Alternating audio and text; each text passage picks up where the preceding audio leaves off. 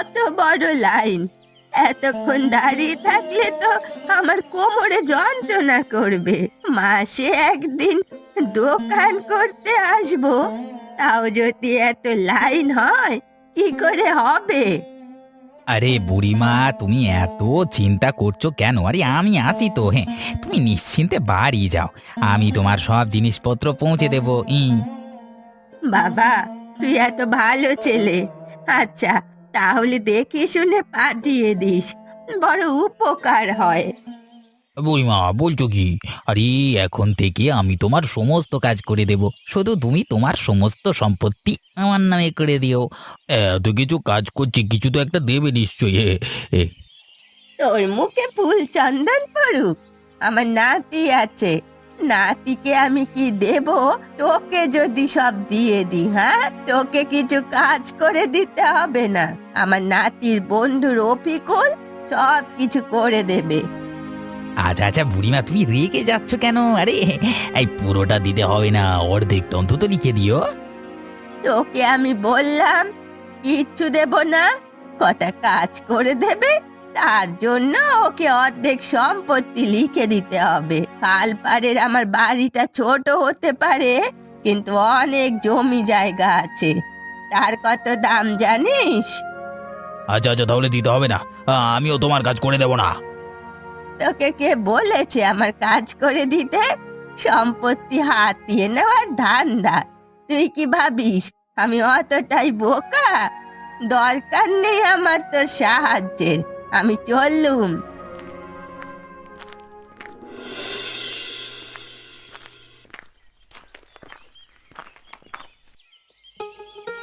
আরে কমল, আইটিতে কোথায় যাচ্ছিস রে? তুই আবার ওই দোকানে যাচ্ছিস না তো? দিদি, আমি তো ওই দোকানে সারা মাসে জিনিসপত্র নিতে যাচ্ছি। তুমি কি করে জানলে গো? তুমি কি ওই দোকানে গিয়েছিলে নাকি? হ্যাঁ, আমি ওখান থেকেই ঘুরে আসছি।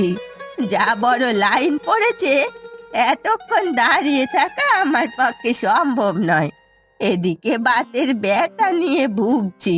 বেশিক্ষণ দাঁড়িয়ে থাকলে কোমরে আবার ব্যথা করবে। ও বাবা, তুমি যা বলছো তাতে তো আমাকেও ফিরে যেতে হবে। সেটা এবার তোর ব্যাপার, তুই কি করবি? আমার তো পোড়া কপাল, আমার যা কষ্ট হয় তাই জন্য ফিরে যাচ্ছি। যদি এখন আমার নাতিটা থাকতো, তাহলে সব কিছু সমাধান হয়ে যেত। সব সময় কি নাতিকে টেনে ধরে রাখলে হবে? ওকেও তো বাইরে যেতে দিতে হবে।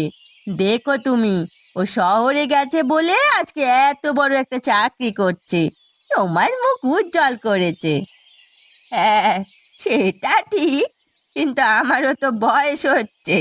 কখনো উপরওয়ালার ডাক চলে আসবে, কেউ কি বলতে পারে তখন আমার কি হবে? আমার শেষ ক্রিয়াকার্য কে করবে? দিদি, তুমি তো বেশ ভালোই আছো, কেন এসব অলক্ষণে কথা বলছো? যাও, তুমি বাড়িতে যাও। আমার সাথে কথা বললেই যত উল্টো পাল্টা কথা বলবে। আরে কমলা, রেগে যাচ্ছিস কেন? আমি তো কিছু ভুল কথা বলিনি। না, রেগে যাবে না, একদম তুমি এসব কথা বলবে না। আমিও তো এই গ্রামে একা থাকি, তাতে হয়েছে কি? তুমি আর আমি দুজনে একসাথে কি সুন্দর মিলেমিশে থাকি বলো তো। আচ্ছা আচ্ছা, আর বলবো না। এবার তুই যা, না হইলে আবার লাইন বেড়ে যাবে। হ্যাঁ, যাচ্ছি। তুমি সাবধানে বাড়ি যাও, বাড়ি গিয়ে বিশ্রাম করো।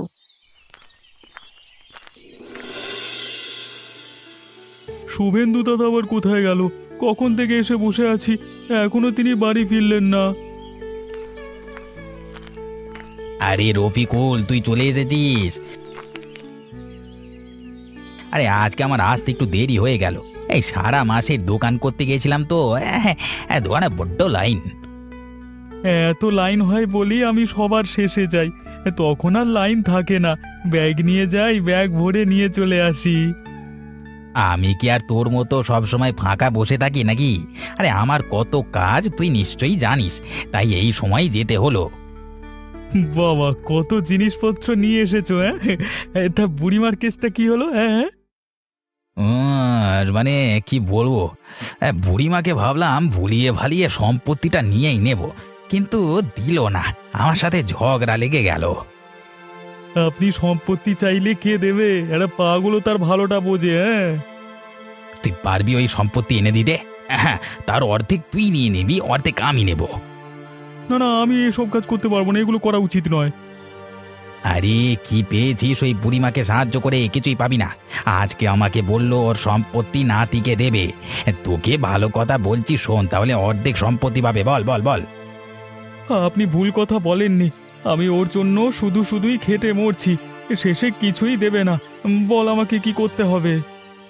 আমি তোকে একটা কাগজ দিচ্ছি, ওই কাগজে সব কিছু ইংরেজিতে লেখা আছে, আর তোর বুড়িমা বুঝতেও পারবে না। তুই বলবি শহর থেকে ওর নাতি এটা পাঠিয়েছে, এতে টিপসই করে দিতে বলেছে, আর তুই বললে নিশ্চয়ই বিশ্বাস করবে, তারপরেই সম্পত্তি আমাদের। এই ঠিক আছে দাদা, আমি তাহলে কাজটা করে দেবো। কথা মতো আমার অর্ধেকটা চাই কিন্তু। হ্যাঁ,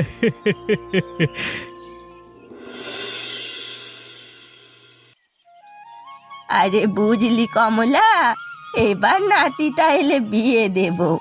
আমার ইচ্ছে আমি বেঁচে থাকতে থাকতে নাতিটাকে বিয়ে দেব। আরে বিয়ের বয়সও তো হয়ে গেল। দিদি, নাতিটার গলায় কেন বিপদ ঝুলিয়ে দিচ্ছ? একা আছে, ভালো আছে তো, আরো 2-3 বছর যাক না। বিপদ? যা বলেছিস, এখনকার সব মেয়েরা যা জিনিস বোঝা শক্ত। উপর উপর খুব ভালো, কিন্তু মনে মনে কি আছে বলা যাবে না। তাহলে এত তাড়াতাড়ি চিন্তা ভাবনা করছো কেন? ছেলেটাকে আর কটা বছর শান্তিতে বাঁচতে দাও।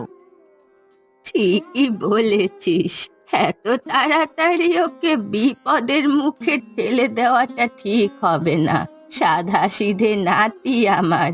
আজকে জানিস, আমাদের গ্রামের যে ব্যবসায়ী, কি যেন নাম তার, ভুলে যাচ্ছি। শুভেন্দু তার নাম। তা কি করেছে সে? আমি যখন লাইনে দাঁড়িয়েছিলাম তখন বলছে আমার সমস্ত কাজ করে দেবে। আমি ভাবলাম খুব ভালো কথা। তারপর বলছে তোমার সব সম্পত্তি আমার নামে লিখে দাও, আমি তোমার খুব খেয়াল রাখবো। আমিও বেশ করে কথা শুনিয়ে দিয়েছি। বেশ করেছো, ওরা মুখো লোক একটা, সব সময় মাথায় বদমাইশি বুদ্ধি। কি করে নিজের সম্পত্তি বাড়ানো যায় শুধু সেই সব চিন্তা ভাবনা। এখন তোমার সম্পত্তির ওপর নজর পড়েছে, তুমি সাবধানে থেকো। ওই লোকটাকে বিশ্বাস নেই। একবার আসুক না, মোর জ্বরটা নিয়ে তেড়ে যাব। সম্পত্তির লোভ সারা জীবনের মতো ছাড়িয়ে দেব। ও তুমি থামো গো, তোমার এরকম কথা শুনে আমার হাসি পাচ্ছে। শুধু কথা নয়, তুমি এমন ভাবে অভিনয় করে বলছো যে কেউ দেখলেই হেসে ফেলবে। আমি তো সারা জীবন এভাবে আনন্দে থাকতে চাই, তার জন্য সব সময় এরকম করি। কি করব, একা মানুষ, নিজেকে ভালো রাখতে গেলে এসব একটু করতেই হবে। আচ্ছা, আজকে বাড়ি গেলাম, দেখি বাড়ির কাজগুলো আস্তে আস্তে করি।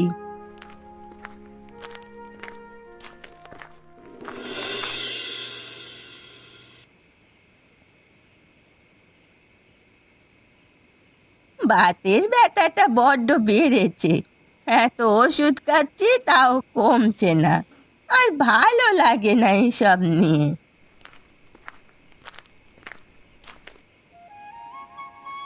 বুড়িমা, কি করছো?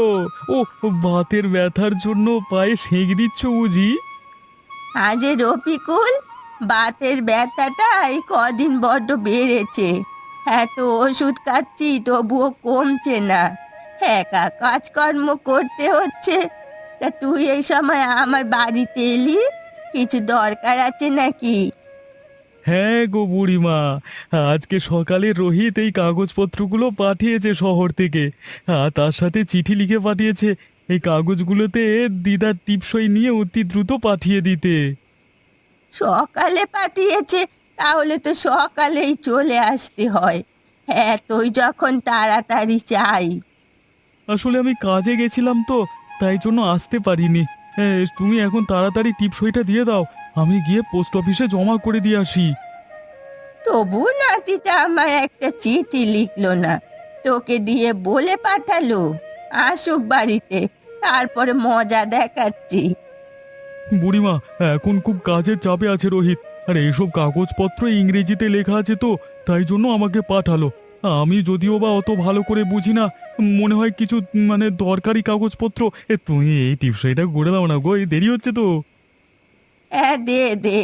দরকারি সব জিনিস দরকারি কাজ আগে মিটিয়ে ফেলাই ভালো। তুমি কি জানো বুড়ি, এতে স্বাক্ষর করে তুমি কত বড় ভুল করলে? এখন এই সমস্ত সম্পত্তি আমাদের হয়ে গেল, এবার আমি এর অর্ধেক পেয়ে যাব। আমারও তাহলে এখন অনেক সম্পত্তি হবে। রফিকুল, তাড়াতাড়ি যা তাহলে পোস্ট অফিসে কাগজপত্র জমা দিয়ে দে। শহরে যেতে যেতে আবার 2 দিন লাগে। বুড়িমা, আমি তাহলে এখন আসি, তোমার সাথে পরে কথা বলবো। আর যদি কিছু দরকার হয় আমাকে খবর পাঠিও, কেমন?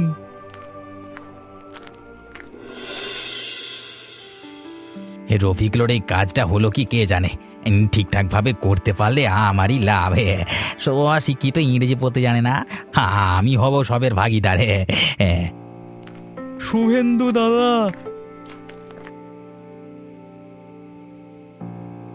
আপনি যেমন যেমন বলেছেন ঠিক তেমন তেমন ভাবে কাজ করে নিয়েছি।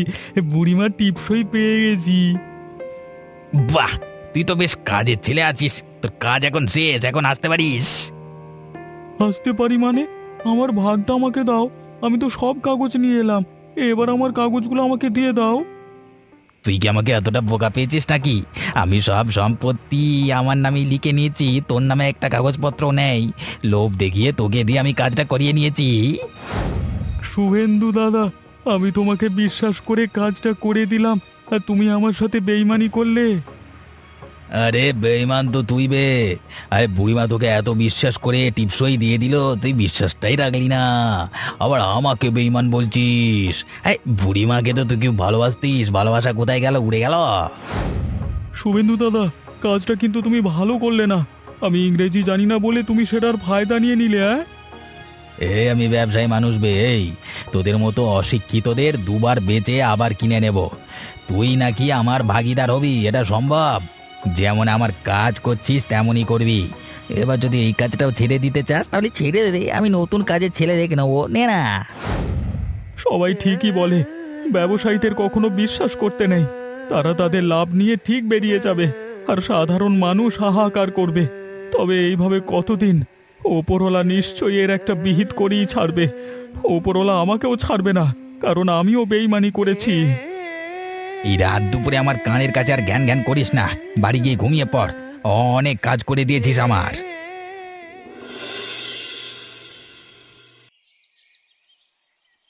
কতদিন পর গ্রামে ফিরছি। গ্রামের সৌন্দর্যটাই আলাদা। চারিদিকে সবুজে ঘেরা, কোনো দূষণ নেই। এখানে থাকলে শরীর সুস্থ থাকবে, কিন্তু কাজ নেই, ওটাই হচ্ছে সমস্যা। এখন দিদিমাকে ডাকি, আমায় দেখে খুব খুশি হবে। দিদিমা, আরে ও দিদিমা, বাইরে এসো, কে এসেছে দেখো।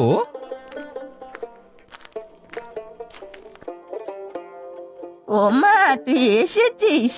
আয় আয়, আমার কাছে আয়। কতদিন পর তোকে দেখছি রে।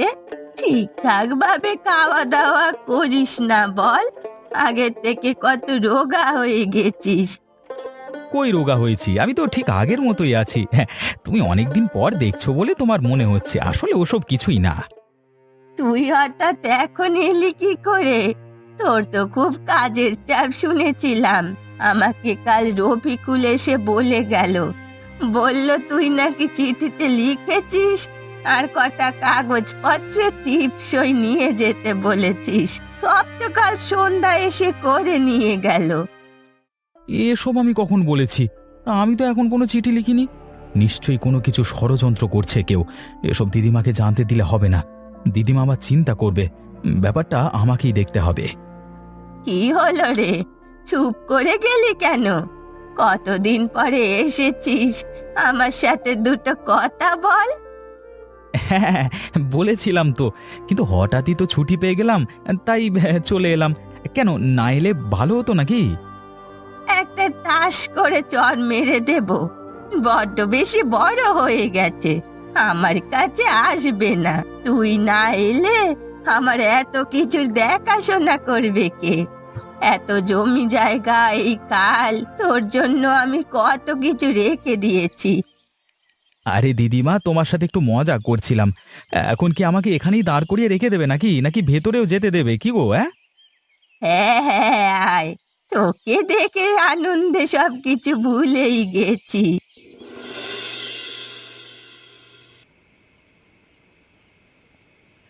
এ রফিকুল, রফিকুল, বাইরে বেরিয়ে আয় বলছি।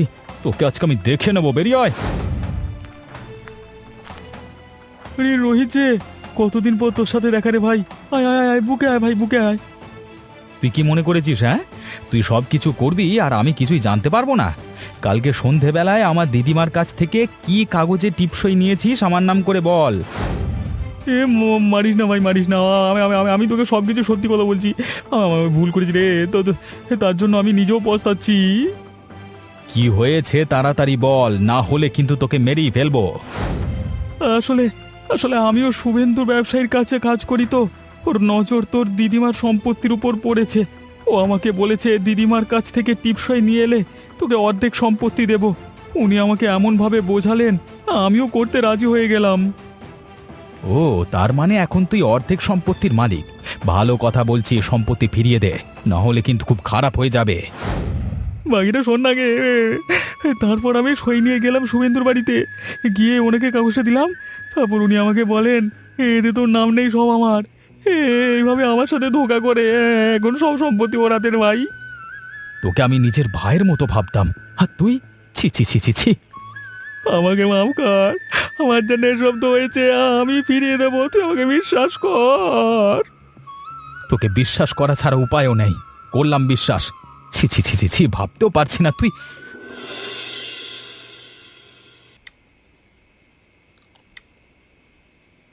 গিন্নি, আরে আবারও আমার সম্পত্তি বেড়ে গেল, ডিগি জিগি ডিগি জিগি।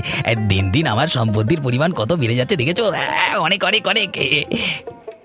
আবার কার সম্পত্তি হাতেই নিলে গো? এইসব কাজে তোমার তুলনা নেই। ওই আমাদের গ্রামের এক বুড়ি আছে না, তা সব সম্পত্তি হাতিয়ে নিয়েছি।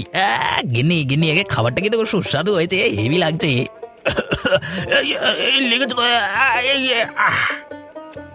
আরে খাবার সময় অত বক বক করলে তো হবেই, বিষম তো লাগবেই। এই নাও, পানিটা খাও, দেখবে অনেকটা ভালো লাগছে। আরে কি হলো গো তোমার? বেশ তো ভালোই কথা বলছিলে, হঠাৎ করে কি এমন হলো? ওঠো না, ওঠো না গো। এক কাজ করি, ওনার মুখে পানি ছিটিয়ে দেখি যদি জ্ঞান ফিরে। বাবরে, মরে যাচ্ছিলাম গো। গলাতে খাবারটা এমন ভাবে আটকে গিয়েছিল, শ্বাসটা বন্ধ হয়ে গেছিল। ভাগ্যি ভাগ্যি তুমি জলটা দিলে গিন্নি। আমি তো ভয়ই পেয়ে গেছিলাম গো, এরকম তো আগে কখনো দেখিনি, এই প্রথম দেখলাম। আরে গিন্নি, কান্নাকাটি করছো কেন? দেখো এখন তো আমি একদম ঠিক আছি। কান্নাকাটি করো না, কান্নাকাটি করো না। এ আমার পাগলি বউ তো, কান্নাকাটি করো না বলছি তো, জ্ঞান জ্ঞান করে কানের কাছে। হ্যাঁ, তুমি একটু সাবধানে খাওয়া দাওয়া করতে পারো না? খাবার সময় আর একটাও কথা বলবে না। তোমার কিছু হয়ে গেলে আমার কি হবে বলো তো? কালকে গিয়ে আগে ভালো করে একটা ডাক্তার দেখাবে। আচ্ছা বাবা, আচ্ছা, আমি তোমার সব কথা শুনবো, আর কেঁদো না। এই দেখো, এখন তো আমি একদম ঠিক আছি।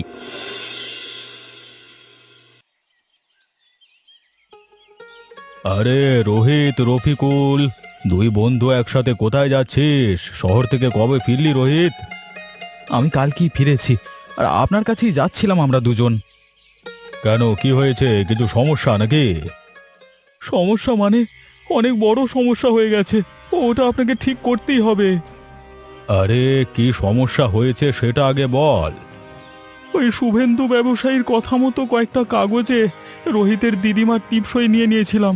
আসলে ওই কাগজপত্রে লেখা ছিল সমস্ত সম্পত্তি শুভেন্দুর নামে করা হলো, কিন্তু শুভেন্দু দাদা আমাকে লোভ দেখিয়েছিল, বলেছিল অর্ধেক সম্পত্তি নাকি তোর নামে করে দেবে, কিন্তু করেননি।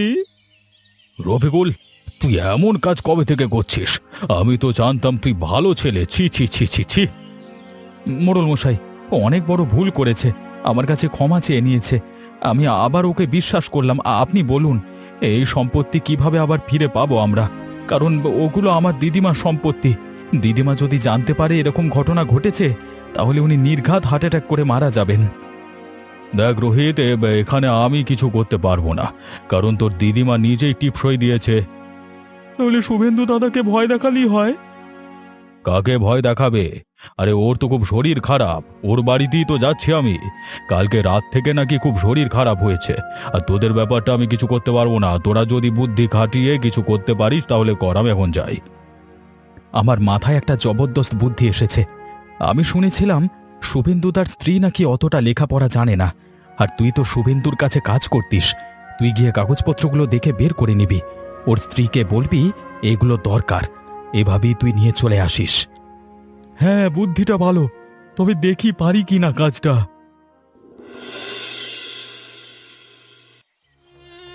হায় হায়, কি হলো তোমার?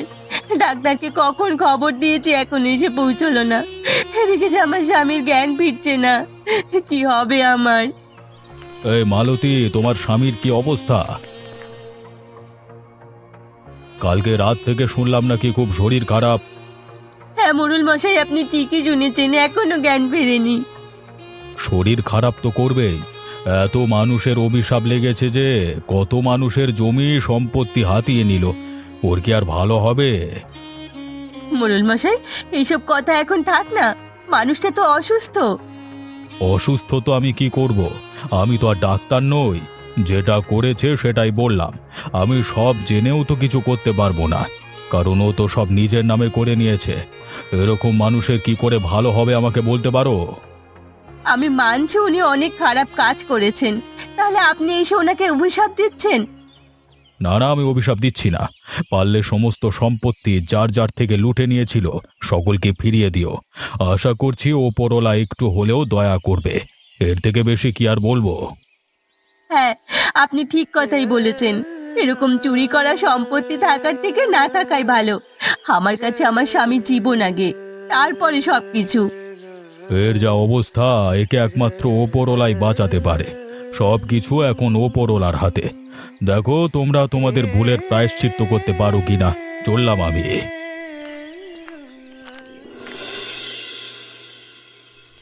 বৌদি, বৌদি, কি হয়েছে? তুমি এরকম ভাবে অসহায়ের মতো বসে আছো কেন? কি আর করব বলো, তোমার কর্তাবাবু মৃত্যুশয্যায় শুয়ে আছে। কখন কি হয়ে যাবে কেউ জানে না। কেন হয়েছে কেউ বলতে পারছে না। সবাই বলছে নাকি অনেক মানুষের অভিশাপ লাগার কারণে এরকম হয়েছে। হ্যাঁ বৌদি, এরকম হতেই পারে। এই কদিন আগে শুভেন্দু দাদা আমার বন্ধু রোহিতের দিদিমার সমস্ত সম্পত্তি নিজের নামে করে নিয়েছে। এবার সবাই তো অভিশাপ দেবেই, তাই না? আচ্ছা, আমি যদি তোমাদের জমি জমা ফিরিয়ে দিই, তাহলে তো নিশ্চয়ই তোমাদের দাদা ঠিক হয়ে যাবে। হ্যাঁ, হয়ে যেতেই পারে।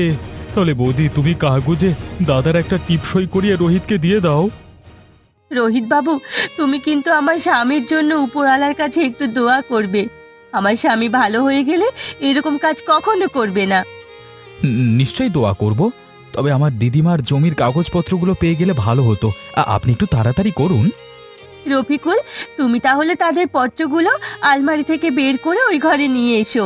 আমি তো ইংরেজি পড়তে জানি না, তুমি একটু পড়ে দিও। বৌদি, তুমি তাহলে দাদার কাছে যাও, আমি নিয়ে যাচ্ছি। রোহিত, তুই বৌদির সাথে যা। হ্যাঁ। কি হলো, রফিকুল কি কাগজপত্রগুলো খুঁজে পেল না নাকি? এত দেরি করার ছেলে তো ও নয়। এই যে বৌদি, কাগজগুলো পেয়েছি, আর কালিও এনেছি। এবার তুমি চটপট দাদার হাত দিয়ে টিপসইটা এনে কাগজটা দিয়ে দাও। তাহলে রোহিতের দিদিমার জমি সম্পত্তি সব ফিরে পেয়ে যাবে। এখনই করে দিচ্ছি, তুমি চিন্তা করো না। আমরা আর এসব খারাপ কাজ করব না। আশা করছি তোমার দাদা এবার ভালো হয়ে যাবে, ওকেও এসব কাজ করতে দেব না। এই যে, আমরা আমাদের কাজ করে দিয়েছি। এবার গ্রামের আরো সমস্ত মানুষের সম্পত্তিও ফিরিয়ে দেব। রোহিত দেখ, আমি তোর সাথে বেইমানি করেছিলাম, তবে তোর দিদিমার সম্পত্তি আমি তোকে ফিরিয়ে দিলাম। এবার তো আমার উপর বিশ্বাস কর। দেখ ভাই, বিশ্বাস হলো কাঁচের মতো। কাঁচ ভেঙে গেলে যেমন জোড়া লাগলেও ফাটল থেকে যায়, ঠিক তেমনই বিশ্বাস একবার ভেঙে গেলে জোড়া লাগালে একটু হলেও ফাটল থেকে যায় রে। তাহলে তুই কি আমাকে ক্ষমা করবি না? ক্ষমা তো তোকে করে দিয়েছি, তবে আর কোনোদিন বিশ্বাস করতে পারবো না রে। তুই নিজের দোষে নিজের জায়গাটা নষ্ট করলি, আর খারাপ কাজ করে কোনোদিন বড়লোক হওয়ার চেষ্টা করিস না। দেখছিস তো শুভেন্দুদার কি অবস্থা, ওপরওয়ালা ঠিক এরকমই অবস্থা করে দেবে। চললাম। তোমার বন্ধুর কথাগুলো ঠিকই বলেছে, ভুল কিচ্ছু বলেনি। 10টা মানুষের খারাপ করে নিজে বড়লোক হওয়ার কোনো মূল্য নেই। তাই হয়তো আজ আমার স্বামীর এই অবস্থা। শুধরে যাও এবার।